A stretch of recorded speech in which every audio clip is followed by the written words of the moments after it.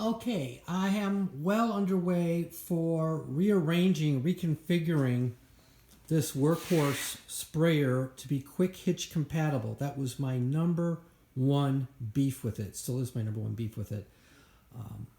Doesn't matter. Okay, so first thing I did was the mounting plate that held the controls. I took the controls off of it and used two of the holes. Now I own knockout tools, electrician's knockout tools, and these are specifically Greenlee slug busters, which you would need for this thicker gauge material.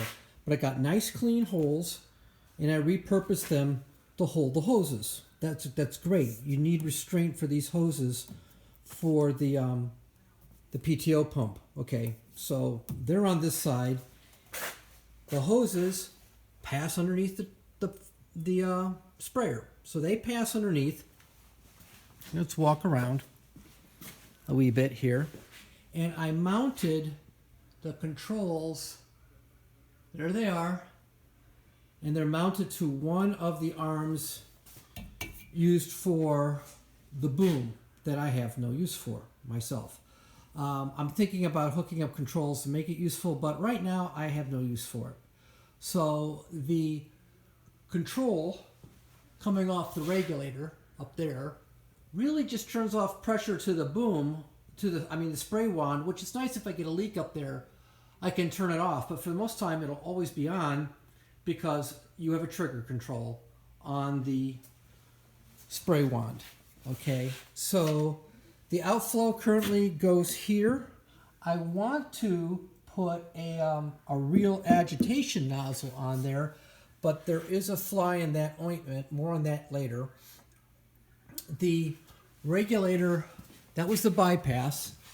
The output of the regulator, which comes down the middle, that goes to the hose that will be for the spray wand. Okay, and I'm using a new hose because my old hose was time to change it. It's getting kind of gnarly.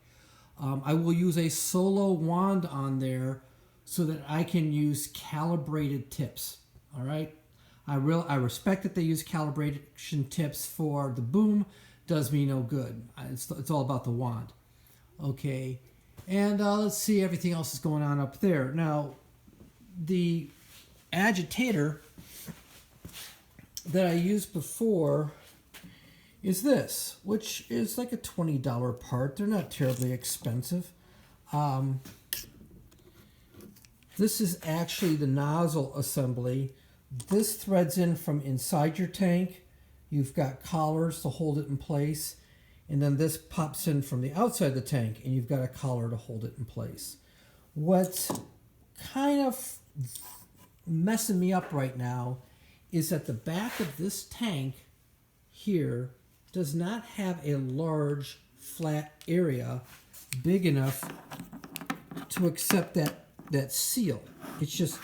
It's not quite big enough, and I'm very anxious about putting a hole in it. If I come around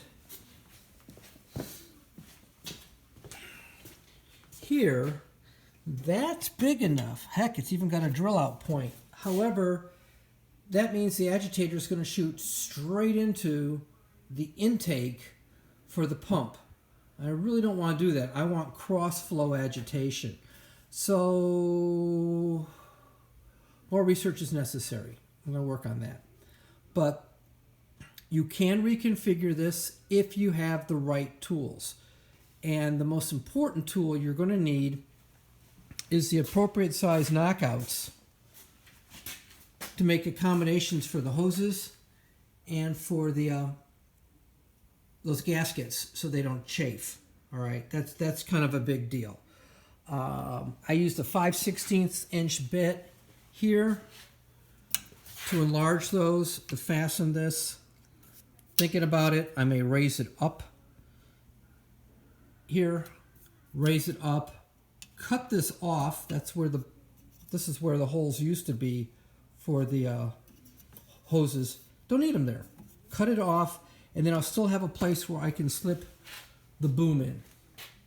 So, never say die.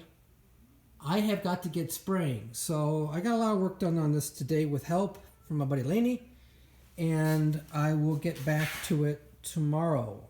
If anything I'll get the wand on it and fill it with water and pressure test it. So far, so good. But now I can back up with my 3-point hitch and pick it up and drive away, which is what I want to do. I got to hook up the pump too. Whoopee. All right, take care. Bye-bye.